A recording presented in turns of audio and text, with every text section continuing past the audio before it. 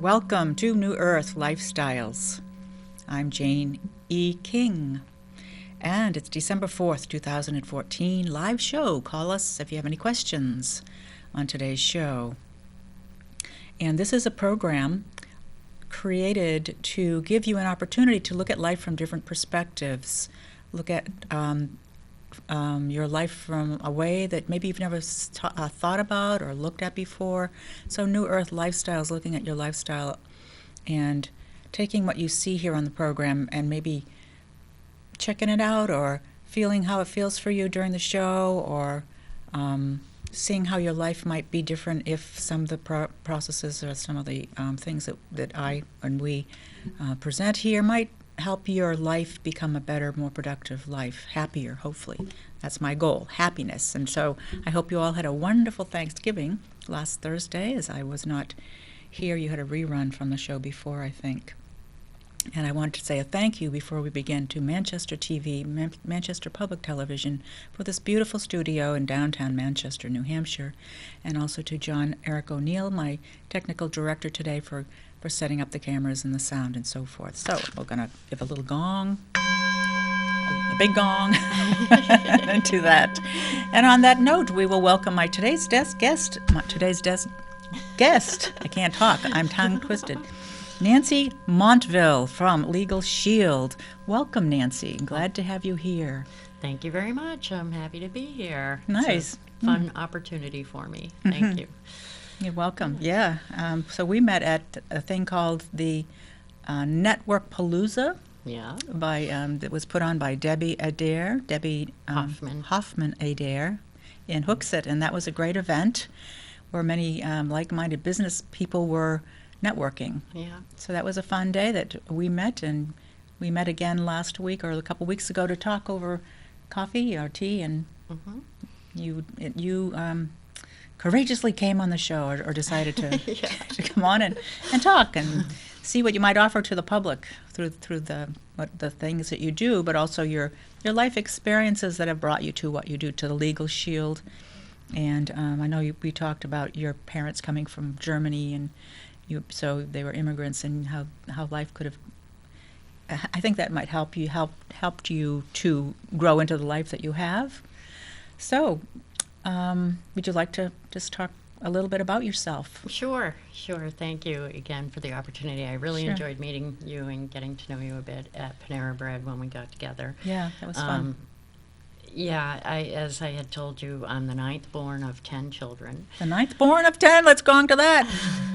Wow, ninth born of 10 children. How can a mother have 10 children? Right? But your mother did. I know. She was an amazing woman. She Amazing. Really was. She had to have been. Yeah.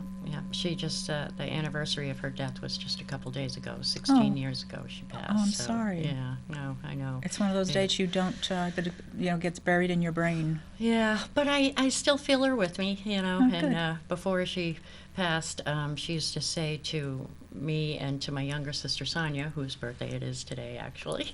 Let's go on for Sonia's birthday. Whoa, a lot of big things lately. Wow.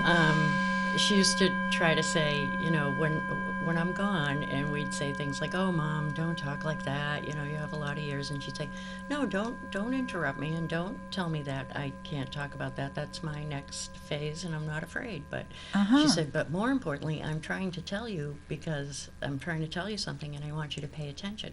And I said, "Okay, what is that?" And she said, "I want you to pay attention after I'm gone because I'm going to try to say hello." And she told you that while she was still here. Yeah. How sweet was that? I know, right? And so did you understand what she was saying? Yeah, then. And it really helped. It was a real good awareness about when people are older, that, it's natural for them to want to talk about things like when they pass, or sometimes they'll say something like, when you take them coat shopping, well, this coat will last me for the rest of my life, or that'll be the last coat I buy, Well, right. A coat lasts a long time, but it's not necessarily a sad thing, So she was very wise woman, helped me in a lot of ways to understand things better, so, yeah. Nice to have a mother like that. Very blessed. Especially coming the ninth of 10 children. You'd think she'd had enough. Right, I know. She still cared, even when we came along. She was a pure mother, good mother. Yeah. And so she had German She came from Germany. Yeah, both my parents were born in Germany before World War II, and my father was drafted into the service, so he was a German soldier in World War II, not by choice, but he had to go. Mm-hmm. And he was eventually captured, and he was sent to a prison camp in Alabama. Alabama? Alabama. U.S. of A.? Mm-hmm. A German prisoner of war camp in Yeah. Alabama. Yeah. Wow. I wish I dug out the picture of him with the other prisoners and stuff. But Yes, you're the first person that told me that I never realized that there were prisoner of war camps in our soil during World War II, but there certainly were, I guess. there were, and I heard there were some in Vermont as well, but I don't know Wow. more about that. But Uh-huh. he became good friends with a lieutenant from Gloucester, Mass, and that gentleman asked him what he was going to do after the war was over, and he said he'd like to raise his family in America. So the lieutenant helped my family come over to America in 1954. He was the sponsor. He had to make sure they had a place to live and that my father had a job, and he bought a house in Gloucester, Mass, and he was a deacon in his church and told them all this family was coming, a mother, a father, and 5 children, and that if anyone had anything at home they wanted to donate, he wanted to fill the house. Well, the congregation donated so many things that they filled the whole house, and they had so much left over. They opened a thrift shop at the church, and it's still open today. Wow. From that.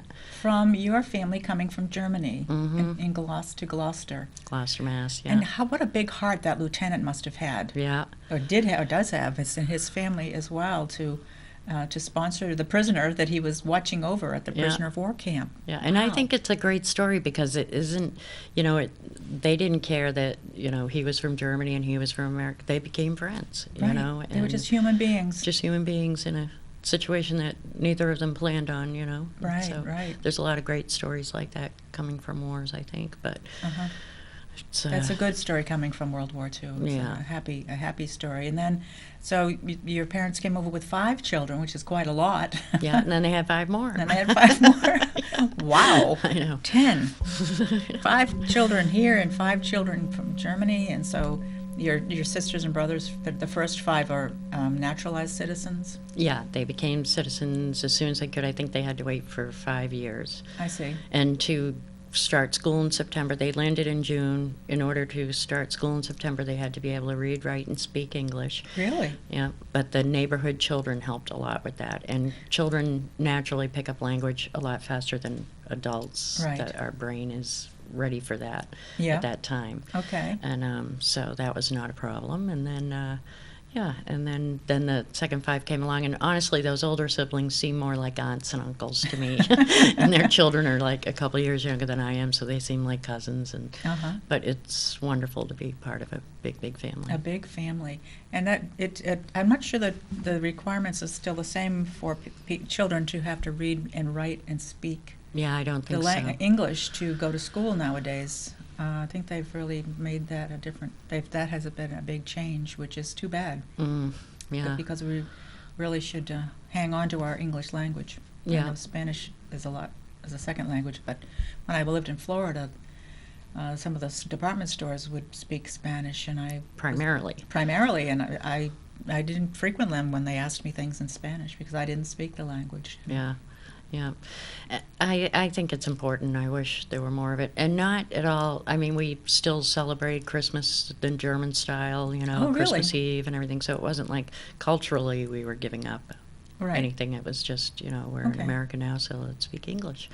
So what is a German Christmas like? Well, the big deal is Christmas Eve, not so much Christmas morning. I And see. the older siblings tell me that when they had Christmases in Germany during the war, that they had a tree and they brought it into the big kitchen living room area and put the candles on it, lit it, sang a song, and then blew the tree out. And then would eat like an orange, Uh-huh. and celebrate Christmas that way. Wow. So they were quick to tell us how spoiled we were that we had actual gifts to open and things. Because we didn't have that in Germany. I know. So they actually put real candles on the trees. Mm-hmm. Wow. Yeah, which is not recommended for obvious reasons. No, Yeah, but those must good have been old days, it beautiful. must have been fun because you had to blow them out right away, of course. But Mhm. still, it must have been tricky because those needles just go up like Yeah. like a torch. Yeah. Yeah. So I think it was, kind of like two families and two times and two countries, and I it was see. interesting. But I was brought up to be very grateful to be living in this country Uh-huh. where we have choices and we have the ability to vote and the ability of free speech and to we have a lot of rights that other people in other countries don't, and so I think a lot of that had to do with my wanting to pursue actually a career in the legal field. I was thinking about being an attorney when I was in high school, Oh. and I was on the debate team, and I got a scholarship offered at Suffolk University, but Wow. I was from Essex, Mass., a small little town, and I couldn't imagine living in Boston, and it was a tough time. My father and one of my sisters had passed in my junior and senior year, so I didn't go off to school in Boston. I went to a small community college and got into the restaurant business, and I see. ended up working there for decades. In the restaurant business? Yeah, privately owned restaurants and function halls. Oh, I see. So did you run them? I was general manager of most of them, yeah. Oh, wow. Which means that you do a lot of dishes and waitressing and bartending and hosting and whatever is needed when it's needed. I see. Yeah, when somebody doesn't show up, you got to fill in. You're the one in charge. Yeah, but it was a great experience. But then I was introduced to LegalShield years later, and at first I didn't even want to go hear about it. My husband said, we're going to go listen to a presentation on legal services. He came home from work one day, and I said, what's wrong? What happened? Yeah, like, why do we need legal services? Right? Because I know one thing, growing up, I never heard, gee, let's run that by our attorney. I never heard anything like that. No, I don't think I did either. Yeah, most middle-income Americans are not talking about the attorneys they keep on retainer because they're not. Right. So I only went to the presentation to make sure my husband would not buy anything. That's why a lot of people go to things. Yeah, I thought it was going to be like one of those timeshare things or something. Oh, yeah, and yeah. I thought, my God, this thing must cost hundreds of dollars a month like health insurance does, And so I went with a very closed mind and poor attitude, frankly. And then when they went over what it is and what it does and what little it cost, I kind of hit him with my elbow and said, we're going to get this, And he said, well, no, we're not. And I said, why? And he said, there's no way it can work for this price. And because he had been divorced previously. He's my first husband. I like to introduce him that way sometimes. Keeps him on his toes. And I'm his second wife. And because of the divorce he went through, he spent quite a bit on legal fees. And so he couldn't imagine that a $20 a month family legal plan could really do much or be helpful. So, and I said, well, there's no long-term contract, and we can finally get our will and testament, living will, healthcare, power of attorney done, and we can try it out, and if we don't like it, we can cancel it. But we were so impressed with it and how it worked that we went ahead and worked with the company. So I see. Yeah, it's been a real blessing. Now, how long has that been? It'll be 9 years in February already. Wow. Yeah, we've been able to help a lot of individuals and families and small business owners, people just like my husband and I that, are good law-abiding citizens and are always trying to do the right thing, but sometimes unexpected things occur or come up, and we weigh it out as middle-income Americans. If we try to fight for what we feel is right, if we're having difficulty getting an insurance claim paid or money owed to us paid or something, and but we weigh it out. We're not going to spend $1,000 to recover $800. Right. Right. So a lot of times people just say, well, it's just chalk it up to a learning experience. Right. That's right. But LegalShield gives us the ability, it empowers us to be able to pick up the phone and not only find out accurate legal information, like what the law reads regarding our situation, but to get good counsel and advice on, what our options are moving forward, And thirdly, and most important, is somebody to stick up for us. They say third party is best party. And sometimes we have trouble conveying our message ourselves to somebody or to a company or something, but when somebody else can speak for us, there's power in that. I see. So you can hand the phone to an attorney when you can't say what you want to say or how you want to say it. Well, You don't have the right words. yeah, like the first way I used it, I had an issue with a health insurance company. They didn't want to pay for an $800 procedure my husband had, even though we were paying $500 a month for that insurance, and we were covered for that procedure. But every month they sent us a bill, and every month I would call them up, and they put me on hold a very long time, and then every month they'd say, "Oh, you're right, we're wrong, we'll cover it, don't worry," and it would show up again. And then in the 8th month, they put us in collections when we were refinancing our house. Oh, wow. Yeah. So the lender brought it up, and I said, what? And we weren't going to get a good interest rate with that. Mm-hmm. So my husband said, call LegalShield, and I said, I don't think it's a legal question. And he said, well, if it isn't, the attorney will tell you it isn't. Mm-hmm. And so I called, and the attorney said, actually, this is a legal question. Sometimes insurance companies, for whatever reason, are a little reluctant to pay claims, or they deny and they delay claims for a period of time, and oftentimes people will give up and just pay the bill themselves. Mm-hmm. And he said, but would you like me to make a phone call on your behalf to the insurance company? Mm. I said, I would like that. So I gave him the number, and he called me back in 10 minutes, and I said, oh, you couldn't get through? And he said, no, I got through. They put me right through the legal department, and I told him I wanted them to take care of this today, and I wanted confirmation that it was taken care of and taken out of collections, and sure enough, it Wow. was taken care of that afternoon. Wow. Yeah. And I have to tell you, I felt very empowered. Yeah. You know? And someone jokingly said to me, oh, sure, sick your law firm on them, but I don't think 8 months of trying is Right. really Plus, sick. it shouldn't have been a legal problem. They should have paid the claim. Yeah, that is one of the number one things people call about. Is it? Yeah, Is nationwide and not getting year-round. the insurance to cover claims that are covered on the policy that you have. Yeah. Yeah. Well, let's have a little gong for you Okay. for that legal advice that came through and cleared things up. Yeah.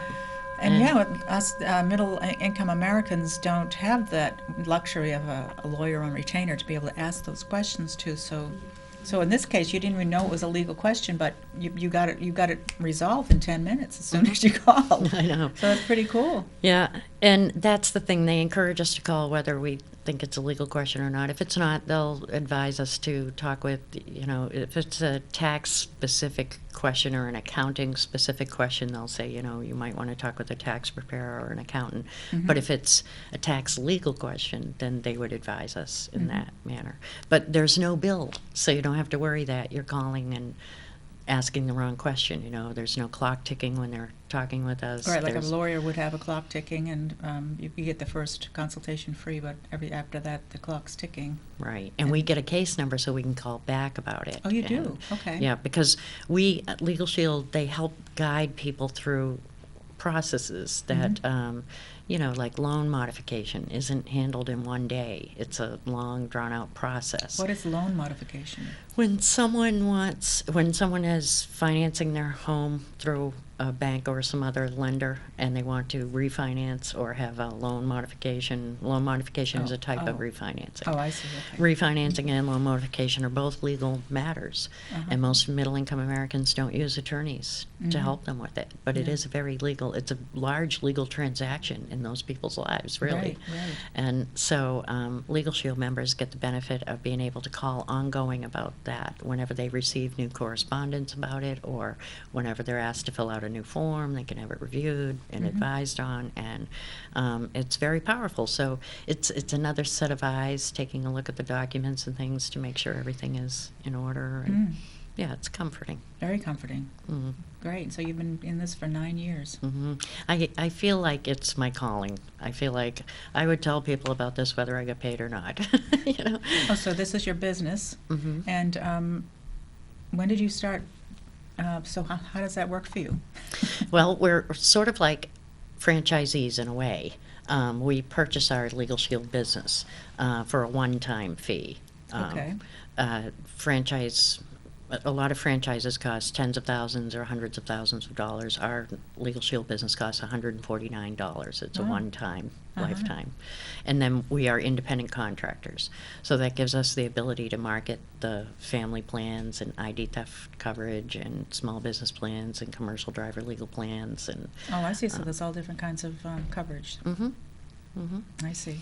Yeah, and it's sort of based on the insurance model, but we want people to think of our product more as a tool or a resource and not as an insurance, because most insurances we buy, we hope we never use them, you know, homeowners, auto. Right, right. But we want people to have this, think of it as a tool in their toolbox. I see. You know, a resource. I keep my law firm phone numbers right in my phone, my emergency one and my non-emergency. And you were showing me your card that you had to use when you pulled over by a police officer once for some reason. Yeah, this is a really beautiful feature that was added to LegalShield a few years back, and it's our emergency hotline number. Okay. And so if you have an accident or arrested or detained, there's an 877 number. yeah, or if you can't dial 877 for whatever reason, you can call collect. Okay. And it's 24/7, 365 days. Doesn't matter if it's a holiday, middle of the night. It's state specific, so even though I'm a New Hampshire resident, if I have an issue in Maine and I call, in the emergency situation, they don't hang up and call you back. They keep you on the phone, and within minutes you have a state specific attorney on the phone. Wow. Yeah. Pretty cool. So there's a humorous story of how it was used by a woman in New Hampshire.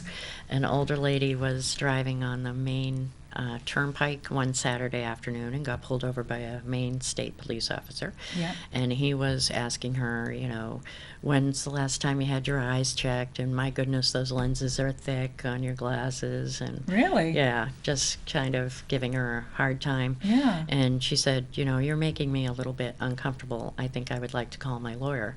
And she gave him the card and said, I'm a LegalShield member. And he said, it's Saturday. I don't think you can call an attorney on a Saturday. And she said, well, with LegalShield, I can, you know, and she showed him the card. So he said, okay, ma'am, you go ahead and do that. And she dialed up the emergency number, and even though she was a New Hampshire resident, she was in Maine, so she had a Maine attorney on the phone. And he said, would you ask the state trooper if it would be okay if I spoke with him, if he would speak with me for a minute? And he had already asked the woman the state trooper's name. And turns out he was good friends with the state trooper's father. They were golf buddies. So you can imagine Coincidences. on this one. And she said she handed him the phone, and the look on his face was worth paying for this membership for 5 years. So I love that story. Yeah, that's pretty cool. Yeah. You were But- telling me another story about someone that, I don't know if you can tell that other story about someone that his wife was going to be put into Psychiatric a facility. psychiatric facility, yeah. Yeah. A young man, I had signed him up, and then 2 days later, he was at a hospital in Maine and with his wife. She had just had their third baby, and he brought her to the hospital because he was concerned that she had postpartum depression. And he called me and said, I don't have my LegalShield card. I haven't gotten it yet.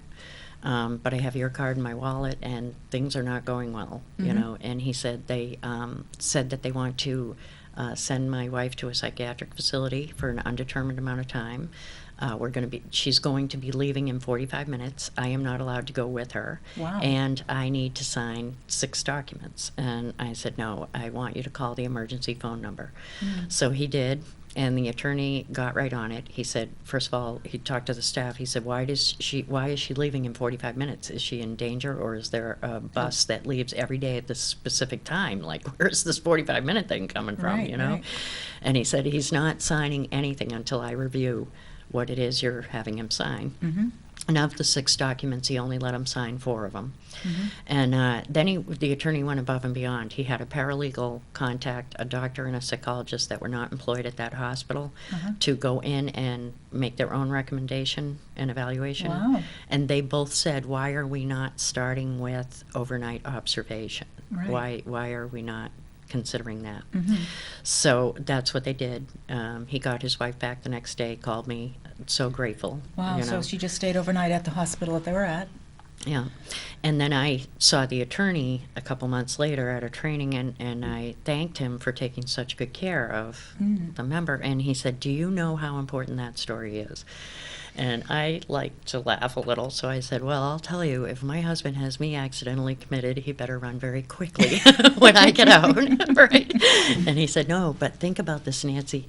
It was for an undetermined amount of time. So she could still be there. It would have gone on her medical record. So certain occupations she wouldn't even be qualified for if she had that on her medical record. Unnecessarily. Yeah. Also, if they don't make it as a couple, it could affect her chances for custody, and she would not be eligible for a gun permit. Now, who would have thought all of that would have been a consequence? Right. You You don't know? think about any of that. Right. Because you don't know, but the lawyers do know those things. The lawyers do know. Wow. Yeah, because they're trained to know, and I like it too, because sometimes I'll call them and say, "Well, I'm thinking about doing this," and they'll say, "Well, why?"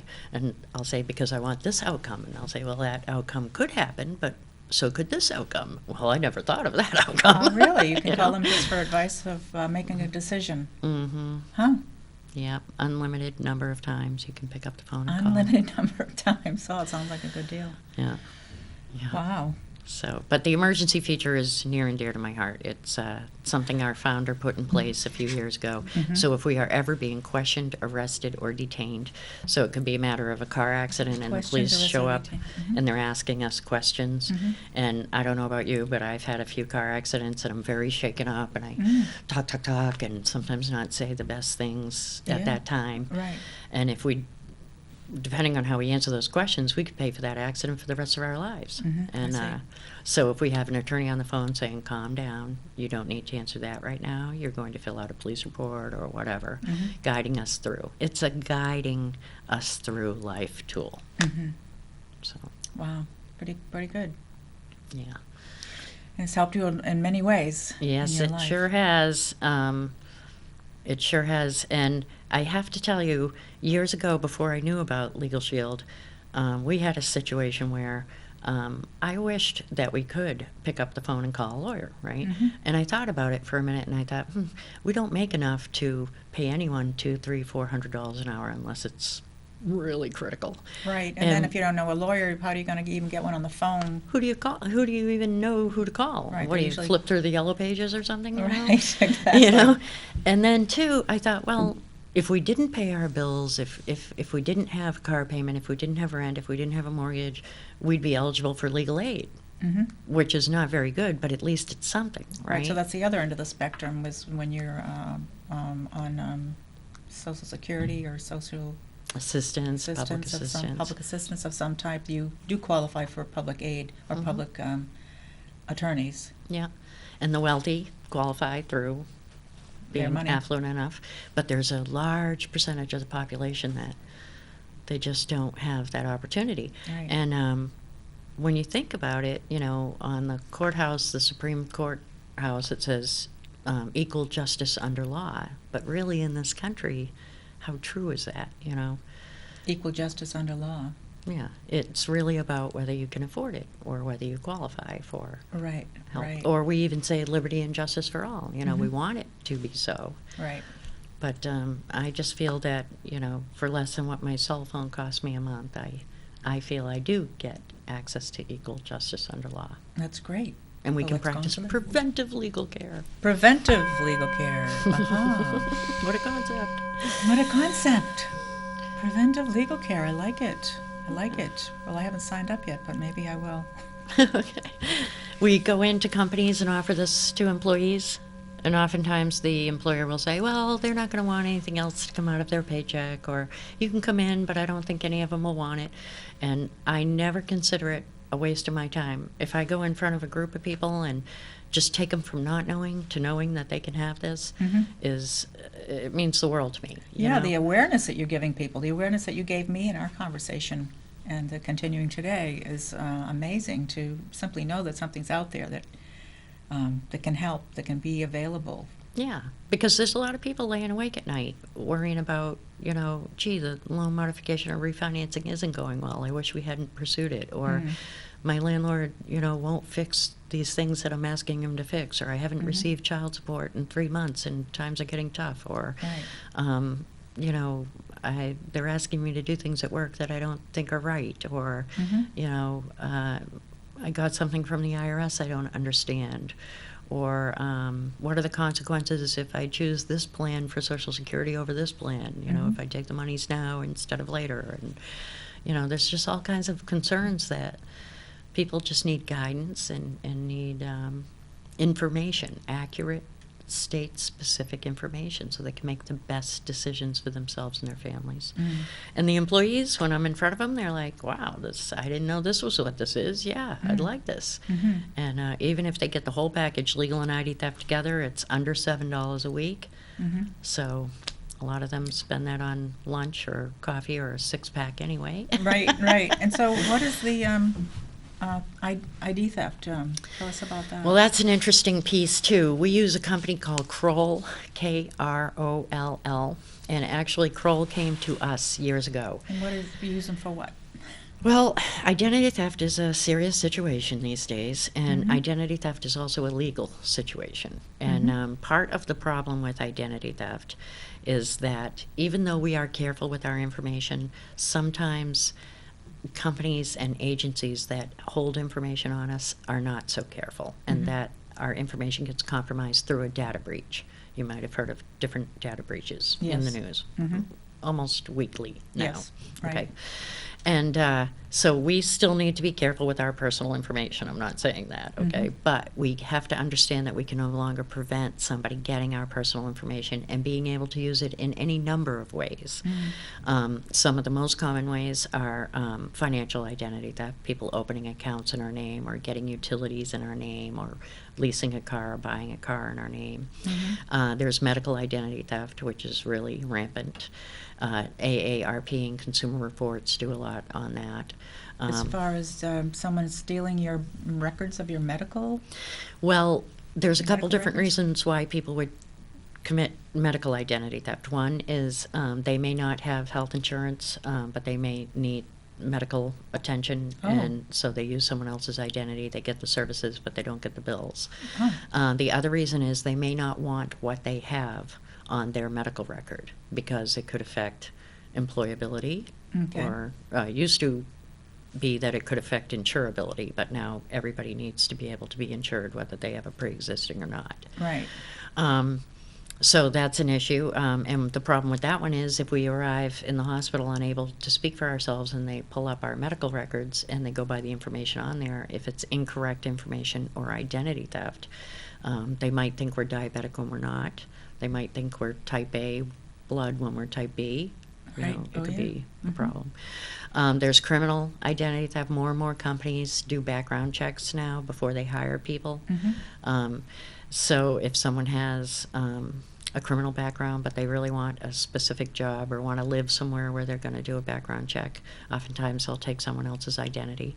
But then oftentimes they commit another crime and continue to use that identity, and then that innocent person has something on their criminal record.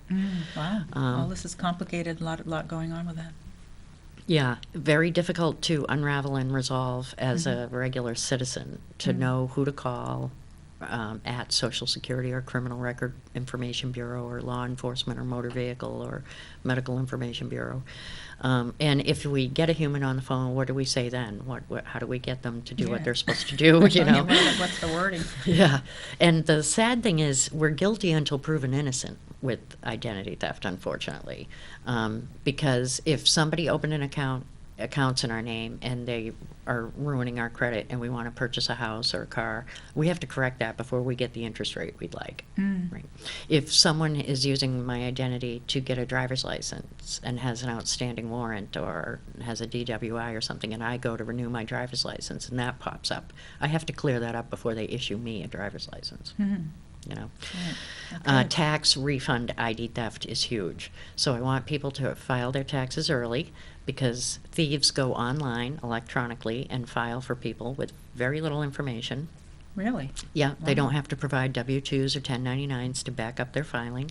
The IRS turns around and sends out a refund, and then the law-abiding citizen goes to file their taxes, usually in April. We're all like, oh, here comes April, you know, we better get after it, right? And the thieves file in February and March. So when we file in April, we're notified by the IRS that someone else has already filed and a refund has been issued. Now, the victim will eventually get their refund, but it takes about a year now. And it's a very complicated process that they have to go through. And it's very violating feeling when this has occurred, any of these forms, because you feel as though someone was in your house, you know, in your things, you know. I go and speak with the elderly a lot about it because they are victims of ID theft and fraud at an alarming rate. They are afraid to tell people about it because they're embarrassed, they're ashamed. They're afraid to tell their adult children about it because they think their children are going to put them in assisted living because of it, or blame them, you know. I had one woman share her story with me at a retirement community. She said her first hurdle was to convince her adult children that this was actually happening, that she wasn't crazy making this up. Right. Second hurdle, that she didn't cause it, that she's very careful with their information. And that's very common for them. Yeah, isn't it? That's terrible to think about, but it's true. And they're a very polite generation. So when people call them and on the caller ID it says Bank of America, you know, thieves have software so that they can make the caller ID say whatever they want it to, first of all. But if they start asking them questions, they're polite. They answer, you know. So I teach them to say things like, well, that's a very good question, and I think I'll ask my son about that later, or I'll talk to my financial advisor about that, or I'll talk to my attorney about that, and to just very nicely, you know, because they have a hard time with being rude and just saying, I'm not giving you any information and hanging up. They won't do it, you know. Right, So. because of the generation. And so how does Kroll help? What is Kroll? Well, Kroll is amazing. And if anyone wants to go to Kroll.com, KROLL.com, and look at what they do worldwide, you'll say to yourself, like I did, wow, that is who I want to call if someone is running around being me. Because governments hire them, companies, individuals. When Saddam Hussein invaded Kuwait years ago, the Kuwaiti government hired Kroll to come into Kuwait and find anywhere Saddam Hussein had any financial interest in Kuwait. Wow. That's the caliber company. So they came to us. The only way anybody can get the ID theft shield with Kroll is through LegalShield, and that's their choice. You won't see the identity theft shield on Kroll.com because you have to get it through LegalShield. I see. And we are the only ones who do full restoration no matter what area of identity theft someone is experiencing. Full restoration meaning full identity back? Yes, Wow. meaning that they do the work for us on our behalf. We give them limited power of attorney, and they know who to call. They know who to ask for specifically by name at agencies like Social Security, IRS, motor vehicle, law enforcement, postal. They know what forms need to be filed. They are very good at getting people on the other end of the phone to do the next step, complete the process, you know, where we tend to call people and talk and talk and talk, and not know they the put it in next. an inbox and nothing ever happens, you know. I have one woman, the City of Concord employee, she asked me if she could add her son to the plan. I said, well, how old is he? And she said, he's deceased. And I said, I'm so sorry, why do you want to add him to the plan? And she said, he died last year when he was 17, and he's a victim of identity theft, and apparently he owes tens of thousands of dollars, even though he never opened any account in his name under 18. Oh, wow. And she has to continually prove that he's gone, you know, produce the death certificate, talk with people on the phone who don't care. So I said, well, no, you need to call Kroll about that. They're going to help you with that, and your attorneys will help you with that as well. So but she had the identity theft plan for herself. Yeah. And they were able to help her with her son. Yeah, who with the had deceased identity theft of a deceased loved one. There's also social media identity theft. People pretend to be us, open up an account on Facebook or LinkedIn or Twitter. There's professional license identity theft. Wow. Somebody can, you know, pretend to be a registered nurse or a master electrician. That's a little frightening. Wow. You know. That is frightening. Wow. So there's a lot to this. Yeah, and Kroll has thousands of hours of experience, more than anyone else in the field. So. Wow. So would you call them directly, or how would? Yep, we call them Monday through Friday, 8 to 8. Anytime anything is strange, we get something strange in the mail, we get a strange phone call. I called one day when people called me and said, "Are you in London? Do you need money?" And I was like, "Why?" And they said, "Because you sent me an email." And I said, "No, I didn't." Well, everyone in my email address got this letter that I was in London and needed money. Oh, no. Yeah, and interestingly enough, none of my siblings called to see if I was in London. Isn't that funny? I know, but all these other people did, and I called some of the siblings on it, and they said, "It didn't sound like you in your email." So Oh, they kind of recognized that it wasn't you. Yeah. But they didn't tell you about it. I know. That's And they strange. said, "And you didn't tell us you were going to London." So, yeah, well, you know. Yeah, but So- you still would want to know that someone's doing that with your email Yes. list. So I was able to call Kroll. They assigned me a private investigator. He said, "This is not identity theft, but it could lead to it. It is an invasion of privacy." I said, "Yeah, I feel like it's an invasion of privacy." I felt kind of sick. I felt kind of afraid and sick. Like, Yeah. can they read every email I have now? You know, what do they know? Yeah. They How did they committed your get list. it? How Yeah. did they do it? Yeah. You know? So he shut down the email account. He put out fraud alert notifications on all 3 credit repositories. He did You three what? all 3 credit repositories. What are those? Experian, TransUnion, and Equifax Oh, okay. put out fraud alerts so that if anyone tried to open an account in my name, that we would get an Oh, alert. I see. And then he started searching federal, local, and state databases to see if anyone was using any of my information. Oh, What a comfort. wow. They can Yeah. actually search databases to see if your stuff's coming up? Mm-hmm. Wow. Yeah, That's amazing. which I would know how to do. No. And then he said, "Do you have any elderly people on your list?" I said, "I do have elderly people on my list." And he said, "We have to call them because they're going to try to send you money in London." Oh. And I said, "But I'm on my way to Vermont. I don't have their numbers." He said, "If I call you back in half an hour, can you give me their names? I'll get their numbers." And he Wow. did. And they were landlines, and Wow. he called them. And then he called me back and said, "There are 2 of them we need you to call right now. They're very confused about what I was telling them, and Oh, I think wow. I made them more afraid." So. Oh, yeah. But I can't tell you how comforting that was to Mm. call and have an expert Mm-hmm. start to do. Taking care of it right Mhm. away. Yeah, Wow. Yeah, somebody on your side. yeah, Well, it sounds like a really great plan, a great thing to have when if you have those kind of concerns, yeah. those things that might come up. But like I tell people, it's not a magic wand. We can no longer entirely prevent identity theft. It still could occur, but I'm comforted to know that when and if it does, I've got a system in place to shut it down, take care of it, nip it in the bud. And with the legal, it's really important to understand that it's not a plan. It's not a good fit for people who just make bad choices a lot. That it's not a crisis mode plan. It's more of a guidance tool for good law-abiding citizens who just need some help navigating family law, real estate issues, insurance law, auto accidents, anything. Right. Yeah. Sounds good. Yeah. Let's have a gong and breathe. So you told us how you got into this, and what did you do before you were our management of restaurant Well, type things? really, right from high school, got into restaurant work Uh-huh. and started as a bus girl and a salad girl in a restaurant in I think I Essex. started that way too. And it was in the 80s when the restaurant business was just booming. There weren't as many restaurants. They weren't, and- the fast foods weren't there as much as the Right. regular sit-down restaurants. Right, and the drunk driving laws weren't what they are today, which Oh. thankfully they are what they are today. Don't Right. get me Well, wrong, that's but right. people went out for 2 martini lunches all the time, and Right. so I was living the good life as a bus girl and salad girl. I was driving a Mazda RX-7. I Really? took European So vacations. what did they tip you? Yeah, Really? yeah, They tipped the salad girl. yeah. Well, Good old mostly days, the bus huh? girl. Yeah, The but bus girl. Oh, you for busing, cleaning the table. yeah, and driving a sports car, and Gee, Yeah. pretty cool. yeah, it was. Now, where is Essex, Mass? It's in between Gloucester and Ipswich. Oh, of course. Cape Ann. That's where you grew up. So it's Yeah. the next town over from Gloucester. Yeah.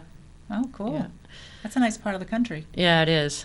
It is. And it's about an hour and 15 minutes from my house now to go down and visit, which is not bad at all. It's nice and close, But I do enjoy living in New Hampshire. I married a man who grew up in Exeter, so we live in Oh, Exeter. And I see. yeah, I like it. I do. So you kind of found the guy with roots kind of like the way you had roots in Massachusetts. So Exeter and Essex I kind know, of isn't that kind of funny? Kind of funny, huh? Who knew that I'd live in 2 towns with E's and X's and, you know? And his family dates back to the early settlers, the first settlers in the 1600s. Yeah. Wow. So Yeah. he's a real native. Yeah. He's a real original New Yeah. Hampshireite. And it's a very historic town, Exeter. It's beautiful. Yeah. It is. It's a very pretty town. Yeah. Most of the New Hampshire towns, we all have the church and the green and Yeah. the town It's hall. all little villages, you know, and Mhm. it's nice. I like it a lot. Great. And you're So- kind of still close to the coast. Yep. Yep. So what do you like to do in your spare time when you're not doing this legalese stuff? Well, we love to travel.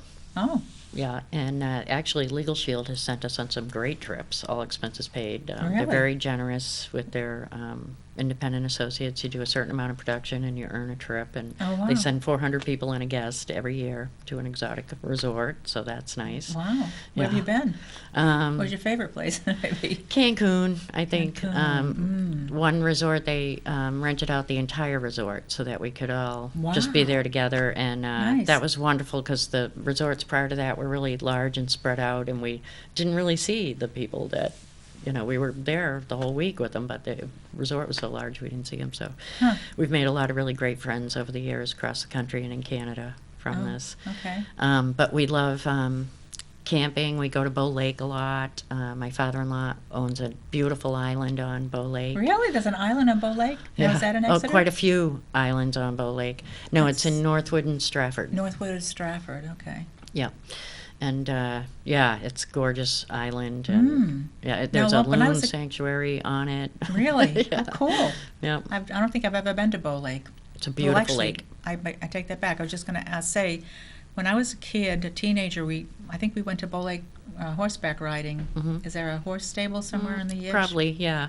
Yeah. The people that lived in Brockton, Mass, that had a stable in Brockton also owned, pardon me, a property. I think it was Bow Lake, but I thought Bow Lake, it was a town. It's not Bow Lake, Well, a town. No, it's not in Bow, New Hampshire. Bow Lake is Bow in Lake. Northwood and Stratford. Right. But it's beautiful lake, lots of islands on it. Really? And, yeah. Yeah. Nice. And we have an eagle's nest on our island. Really? Yeah. And there's a great blue heron that hangs out. So it's kind of like, you know, Mutual of Omaha's Wild Kingdom. Wild Kingdom But no on Bow bears. Lake. No bears. Well, in the winter they might walk across the ice, but That's dangerous. But so, Yeah. fun. yeah, good times. Good times have had by all. Yeah. Good times. We're having good times. Got to make time for fun. Absolutely. Yeah. Life must be fun, and so, so you're a representative of LegalShield. Yes, I'm not an attorney. That's a frequent question, you know. I learned early on to tell people early on that I'm not, because sometimes they'd share things with me and I'd say, you know, I'm not an attorney, right? And they'd say, no, I didn't know that. I wouldn't have told you that. I said, okay. No, we just connect them to a nationwide network of provider law firms. I see. So, yeah. So how do the law firms get paid? I mean, if they're answering questions all hours of the day or night. Yeah, that's a great question. And funny, it kind of coincides with the restaurant business. I'll tell you in a Does moment. it? Yeah. They are paid, the provider law firms are chosen by LegalShield, a provider law firm for every state in the United States and for 4 provinces of Canada. And they're paid a piece of every membership every month. So they get a monthly Oh, retainer check, sort of, from Okay. LegalShield. They also get a monthly report card from LegalShield. They're graded on 15 different areas. oh, And LegalShield is not their only client generally, but it generally is their largest client. Doesn't start out that way when the state first gets up and running, but turns into their largest client. And they know, based on, like in New Hampshire, we know we have about 3,500 members. So they know how often the phone will ring for non-emergency advice. They know about how often they'll be doing traffic representation, how many wills they'll be preparing, how many documents they'll be reviewing. They can even determine sort of how often we're going to get emergency phone calls, because they keep track of the so information there's and some kind of patterns statistics emerge. they've got that'll figure out whether this is worth it for them or not. Right, and because of that, they know how many attorneys to have on staff, and what hours are peak and what hours are not, and things like that. Like the restaurant business, I loved it when we had private parties booked. One, they were lots of fun. People would show up, everyone was in a good mood, there was usually music, right? Right. But what was really great was I knew when they were coming, I knew how many were coming, I knew how much staff to put on, I knew what they were ordering for dinner, and if you told me the type of group it was, I could probably tell you within about $25 or $30 what the bar would be, and what we should stock up on for liquor. Very efficient way to make money for the restaurant. Right, Because right. not a lot of unknown, right? Well, law firms experience the same kind of thing. If they're not part of LegalShield, they don't know, are we going to be busy? Are people going to call us? You know, we have to spend a lot on marketing and advertising. Well, LegalShield provider law firms don't need to. You know, they know Right. based on this many members in the state, they're going to get a check for it as long as they continue to qualify. They do well with their report card.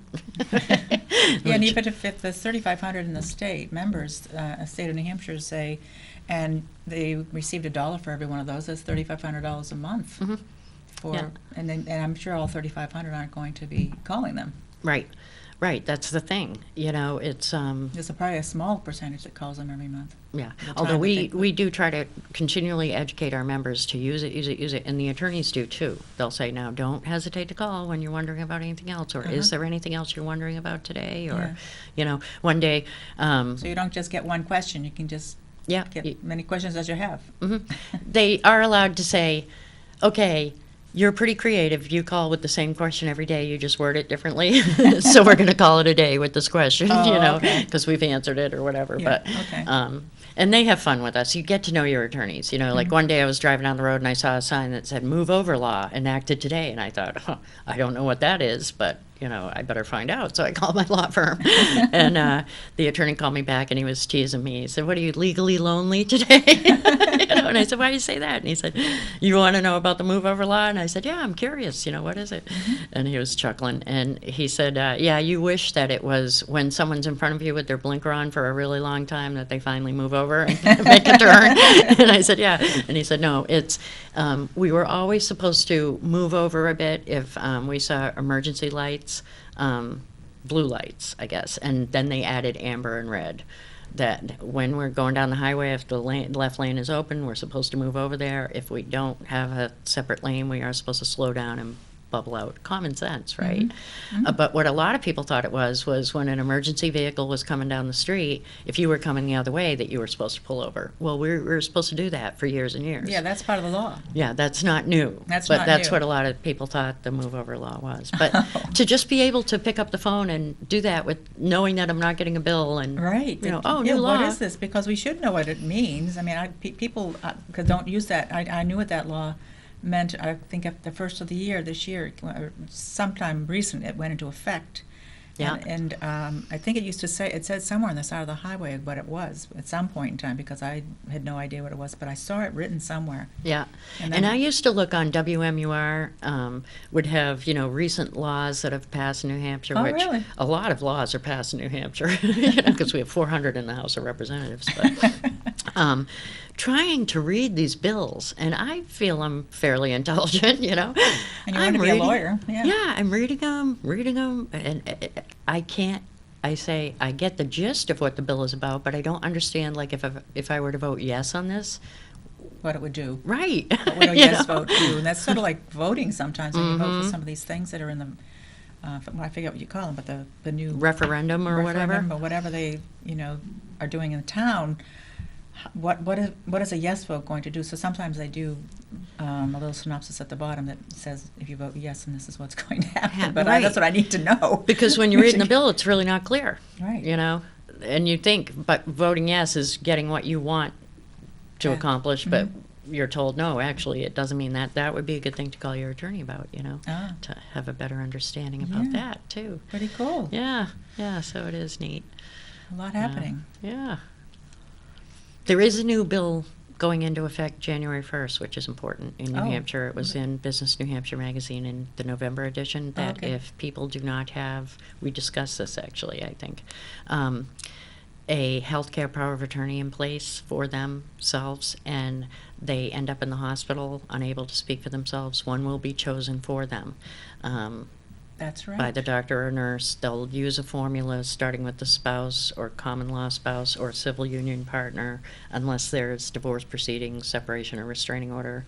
Then they go to like adult children and all that. But LegalShield, we members get our will and testament, living will, healthcare power of attorney. It's part of our membership. Oh. And for me, that's important because I want to choose who has the say. And quite frankly, I talked with those people first because I wanted to make sure they were comfortable Right. being that person. That's a big responsibility. Yeah. Very big. I know my sister was that, and after my father needed her to step up for some things, she didn't realize the responsibility it was until she was really into having to do it. And it's a lot. It's a lot of responsibility. Yeah. And we help people who are suddenly executor of someone's estate and they never have been before. That would be something that they would call ongoing about with their plan, you know. Okay, I took care of this today, now what's my next concern, you know. Right. These are all good things for people to call about. But, Right. But people need to be aware that if they don't have these papers in place, choices will be made for them. And that's the law coming into effect January 1st in the state of New Hampshire. Yeah. And that's good to know. you know, we used to talk about getting our wills done and everything, my husband and I, but we just never got to it. Never did it, yeah. And we thought we were the only ones who didn't get it done, but it turns out 7 out of 10 Americans don't have it done. So this is a great way to do it. Yeah. And what a feeling when you get it done. You're like, you think you're all that. You really do. all that. Well, we're coming down to the wire here, and I just want to give you contact information. So you have your own website, nancymontville.com, if someone wanted to connect in with Nancy. So it's www.nancymontville.com. If you want to talk about any more about what LegalShield is or anything else that we talked about on the show today. Yeah, or if anyone wanted to reach me with questions or would like a presentation, I'd be happy to meet. You know, I do a lot of my meetings in coffee shops or at people's homes. Panera Bread. Panera Bread, yeah. I have the Panera Rewards card because I meet people there a lot. But you can contact me at nancymontville@gmail.com as well. Oh, okay. And it's MONT as in Tom, V as in Victor, ILLE. It Okay. means Mountain Village in France. In French, Mountain Village. Yes. So your husband's French. Not very. He's English, French, Indian, German, all kinds Of stuff. background. But he was one of his family, with the Montville family, or maybe it's one of the English families that was one of the original settlers of New Hampshire. Yeah, no, the Montville doesn't go back to that. It's the other, his mother's family and his father, other parts of the family, but not the Montville. Not the because that's leg. French. Yes, but like Daniel Chester French, who, you know, did the statue of Lincoln sitting in the chair in Washington, he's like my husband's great uncle or something.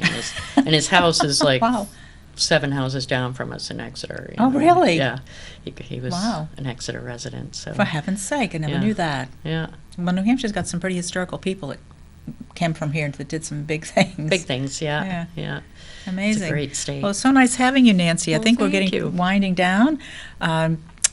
So thank you for joining us today at New Earth Lifestyles. And again, if you want to get a hold of Nancy, it's www.nancymontville.com or nancymontville@gmail.com.